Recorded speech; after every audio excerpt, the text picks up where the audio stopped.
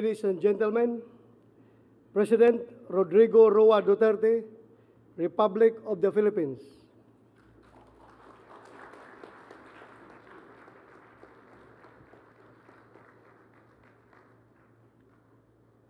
Kindly sit now. Thank you.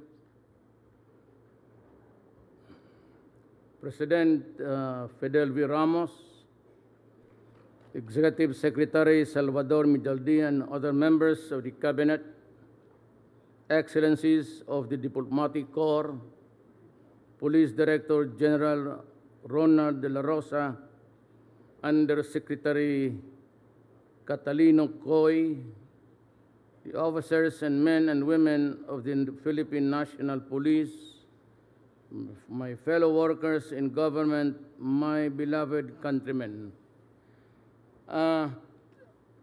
I'd like, before I forget, my warmest congratulations, felicitations to the awardees today, this afternoon. And I would like you to know that I am greatly gratified by your work you have shown. Salamat po sa inyo.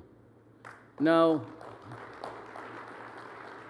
along the way, upon my assumption, I had to do things here inside the PNP because I had to do it. I had no recourse, but it was a call of duty and nothing personal. And I hope that everybody here would understand that. You know, the fight against crime and criminality are eternal. The fight is eternal, rather.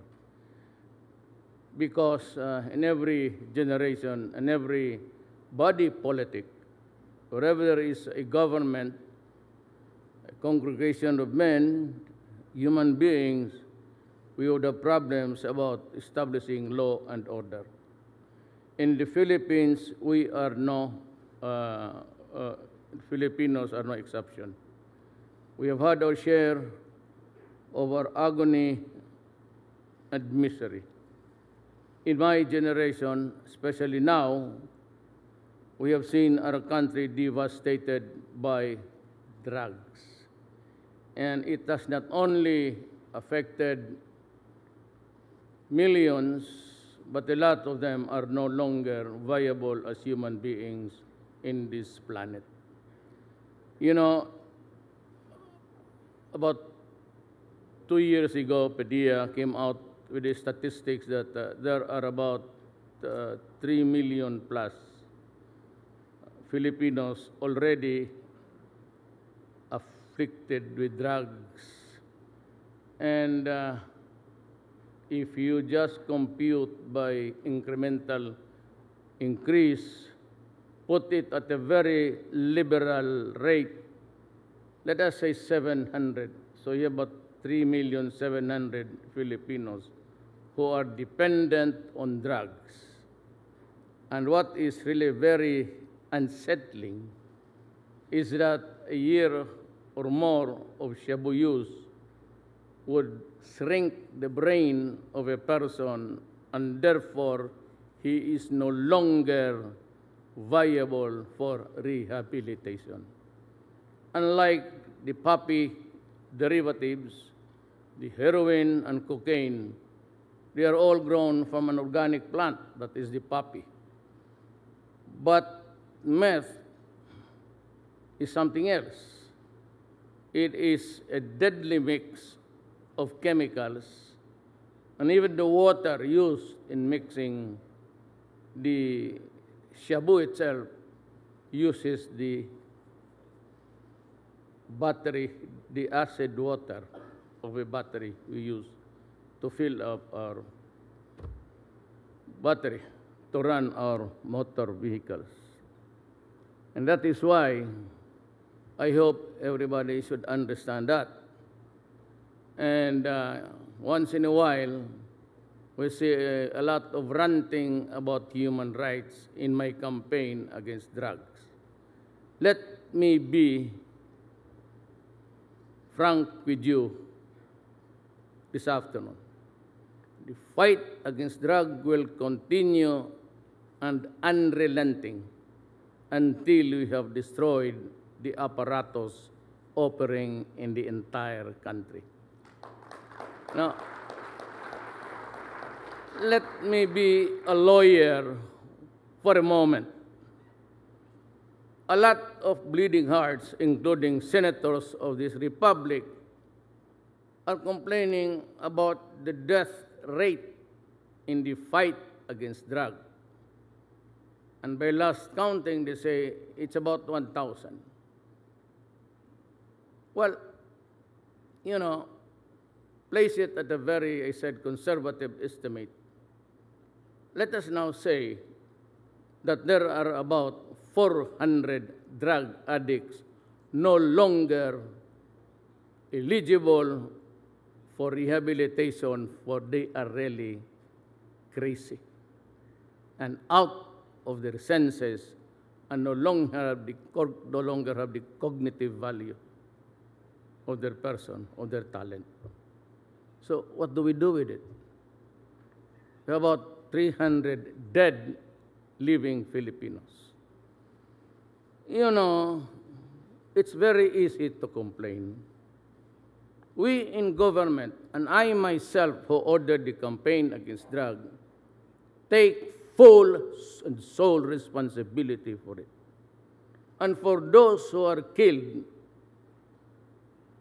in a police operation, in a firefight, we are willing to submit ourselves for an investigation before anybody. And I would like also to just say, why would the United Nations be so easy to be swayed into interfering in the affairs of this republic? There are about just 1,000. There are a lot of people, innocent women, child, young women, young men, old women, being killed elsewhere in this world without even saying the slightest justice. Take, for example, in the Middle East. I have yet to complain, the United Nations complaining publicly, even not criticizing the countries who are into it and bombing villages and communities, killing everybody there, including the goats and the cows and the dogs. I have yet to complain the UN President state publicly over and over again because of the loss of the lives of innocent people. That is the problem. And here comes a UN easily swayed and coming on a very stupid proposition of them. You know, for those who are killed by the other drug syndicates, we can only investigate, but do not attribute the acts of other criminals upon my government. I say the easiest way of really just being into politics. And here is a senator complaining when one day I will tell you that her driver herself, who was her lover, was the one also collecting money for her during the campaign.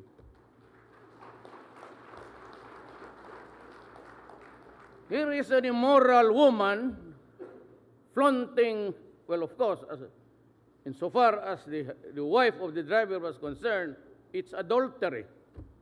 Here is a woman who funded the house of her lover. And yet we do not say any complaint about it. Those money came readily from drugs. The intercept between Muntinlupa and the driver were far beyond making sure that somebody was involved. But in fairness, I would never state here that the driver gave the money to her. But by the looks of it, she has it. Ang makapahirap dito. Namumulit ka posturing when you yourself has a very sordid personal and official life.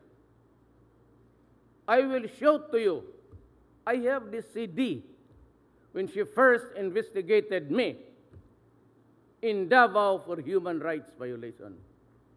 Before the press entering the hotel lobby, she said, I will prove that Duterte is connected with the DDS, Davao Death Squad. Until now, she keeps on yakking, and she has forgotten that tape which I had recorded. I would like her to eat it in my presence, but I cannot do it because it is not an accepted edible food for human beings. What's the problem? We inject politics, only 1,000 died, and you put my country in peril, in jeopardy for the 600 now. Lives wasted, destroyed, families broken, children left, husband and wife together with so many orphans whose parents are alive. Yan ang pinakamahirap dito sa bayan na to. And frankly, one of the things that really prompted me was at the urgings of President Ramos, because he himself, as a matter of fact, knew what was going on. And he came to me repeatedly and said, you run so that you'll have a president from Mindanao and one who can save this nation. President is here, you can ask him. Long before we started the campaign, we already knew what was wrong with the PNP. And I had that's why I had to do something about it. As president, I could not have started my administration with a corrupt Philippine National Police. Alam mo, when I was mayor, and you can ask anybody for that matter, in Davao City was one place where the police, during my time, was protected if they were in the performance of their duties. Once they were disciplined and suspended, I had to pay for the basic salary, the take-home pay, so that the family will not go hungry. I provided the lawyer, and as a matter of fact, I intervened actively. I will not elaborate on it. If I feel that they would be wrongly accused and maybe sent to prison for no reason at all. There was a time when about 27 of the best officers, they are in these halls today, were ordered dismissed. And I practically went into a rebellion and said to the Manila government, this decision was not acceptable to me at all. And I stood my path, and I insisted. And that is why Davao City progressed tremendously, progressively, because of the police and the military who gave me their full support. So in return, what can I do for you, my dear policemen, police officers? I have increased your salaries.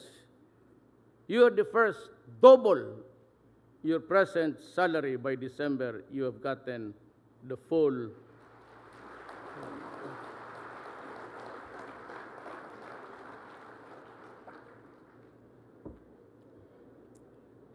And I included the Armed Forces of the Philippines and the PDEA. Same, working and gambling with your lives, facing criminals. The Philippines is not in its best law and order situation. You're facing so many fronts. I'm facing the Communist Party of the Philippines, and I am talking. We are facing an insurrection, Muslim insurgency in Mindanao. I am talking with the MI and the MN. I tried desperately to talk sense to the Abu Sayyaf, but they refused. And so there's no other way to destroy them. I have gone out of my way to make the Philippines safe again. I won by a sheer majority of 6 million, which until today appalls me, because I really do not know how I got the 15 million with a 6 million majority from the next neighbor. So I could only think of the many things that I said, but most importantly, I would say that what prompted the audience, the Filipino nation, take notice of what was coming in or out my mouth was this: I will give you a clean government, and it will be so, and it will be done. I promise them I will suppress crime and take control of the drug situation, which was really running wild in our country today. Make no mistake about it. I repeat again for everybody's consumption. Do not kill if you are not in danger of losing your life. But in effecting an arrest, when there is a violent resistance, because in effecting an arrest, you have to overcome the guy to bring him to the folds of the law. If you cannot bring him to the police station, if you cannot place him under the control of the law, because that is your job, to arrest, which means to overcome the resistance. But if the resistance is violent, thereby placing your life in jeopardy, shoot and shoot him dead. Can I be more clearer than that?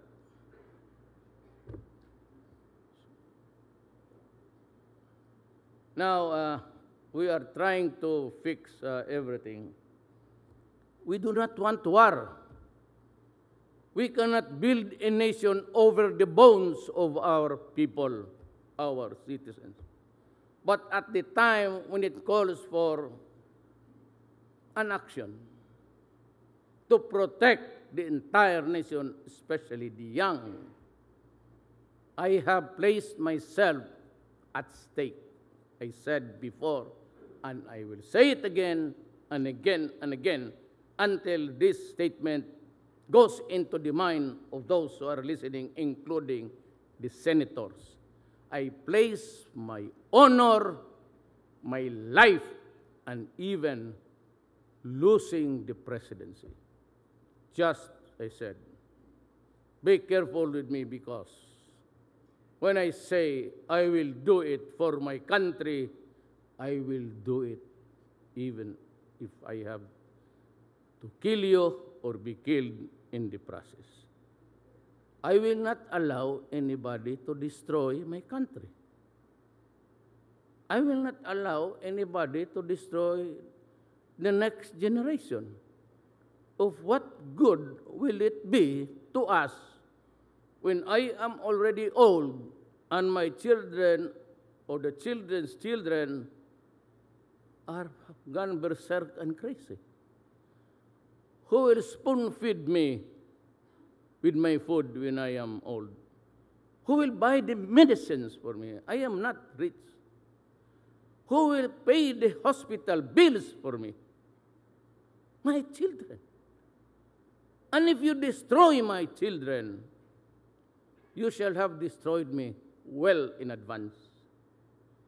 That is the thing that I would never, never allow to happen in my country during my watch. Now, like to go back to what I want to do to you. I want to be strict. I want this government, this organization to be clean. And I expect that every money to run the organization will reach down to the precinct level.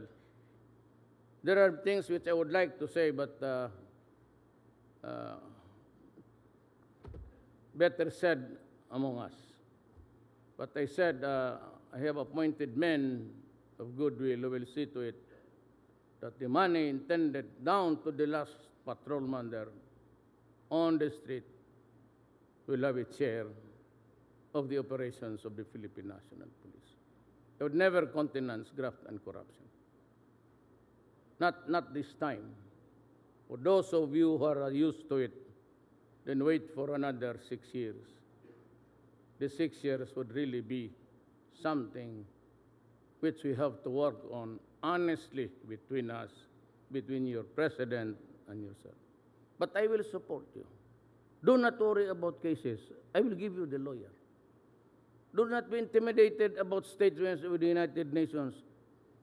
You know, United Nations, you can only investigate genocide when you kill without giving a hoot. If you're killing children, the whole community, you bomb there, that is genocide. But when you kill criminals who fight with you and criminals who fight amongst themselves, that is the least of our duty. But we will answer. For every incident there that involves the killing of a human being, whether it is really connected with the fulfillment of a duty of the police or not, have it investigated by the EAS or by the DCIDG and the investigating arms of the organization. That way we can be transparent to everybody. And when I really do not know who's going to come here with I would like to whack him in the head. If somebody here from nowhere would come here just investigating for nonsense. Do not investigate us as if we are criminals when the police do their duty. No. Do not do that. Don't ever do that. I would not receive you warmly in this country. But if you come here to explain or maybe to the UN about the happenings of criminals who kill themselves, who are being killed because many persons have been waiting for this time. Those who lost their sons and daughters to drugs. Maybe the sweet fit this time to take the sweet revenge that they have been longing for.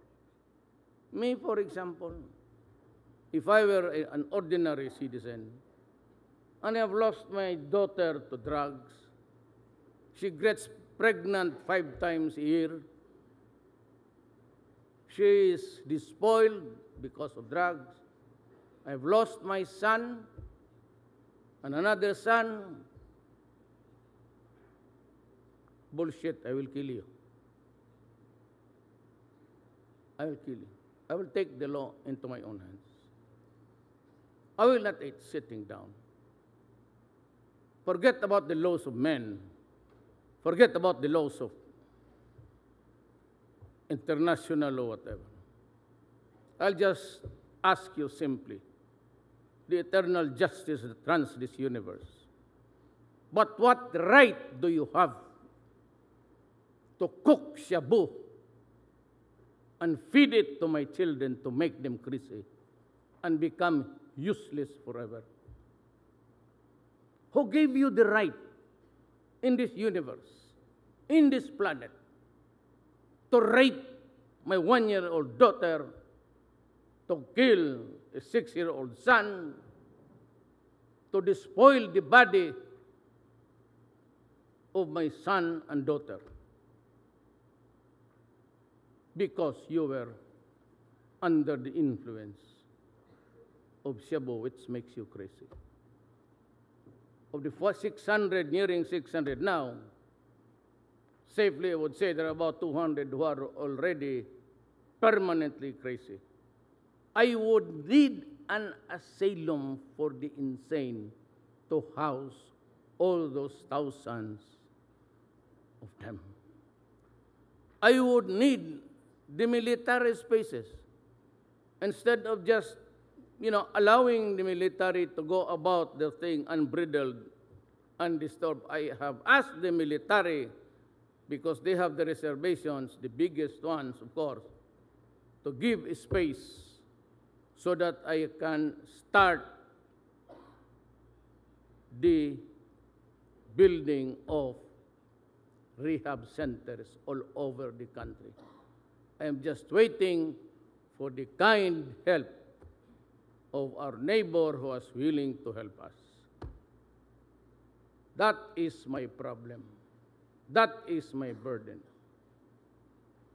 But I said, over and above all these things, I hold it as an article of faith that we can never progress, we can never develop until there is law and order in these islands. Mindanao especially. It's a very fertile land. The NPAs are there collecting taxes without let up. Then we have the sporadic and intermittent killings of the Moro rebels and government. I have to go to Cotabato tomorrow again to visit the wounded and the 2 soldiers who were killed last week.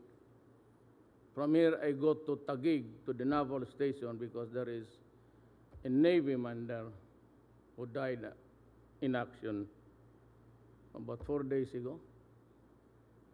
Those are the pitfalls. Those are the wages we have to pay because we cannot have peace in this land. And that is why a bulk of my effort would really be to seek peace with everybody. And I promised you, the PNP, the rank and file, you will have your salaries doubled, then I would offer, say, free education from kindergarten to high school. Well, when they reach college, there are those who are gifted by God. I am not one of them, who are really the bright, and they can go and pursue. We can have this scholarship. But for those who do not want to study like me before, who seems to be resistant to good education, well, we can always have the technical, and we will have the help of many of our Asian brother nations. China, for example, Japan, Taipei is also one of those, and Thailand, everybody. What China has offered us well in advance to help us, training in agriculture. So I'd like to thank you. And we have the United Nations helping us in all efforts of humanitarian efforts. So we'd like to thank you, the donor of these countries, Canada and everybody, for helping my country. In return, may I just be allowed to say that do not be afraid to invest in the Philippines, whether as help or by assistance or business investments. Come here, there will be no hanky-panky, no asking for tips and everything. All you have to do is to tell me, call me, there's a number, and I will do the processing myself for you. And will give you the paper with you just sitting down. And I promise you that anybody, even a whisper, do not ever think about it, because even a whisper can get you into trouble. That is how serious I am, because that is what the people expected of me. Thank you and good afternoon. Thank you very much, Mr. President. Ladies and gentlemen, President Rodrigo Roa Duterte of the Republic of the Philippines.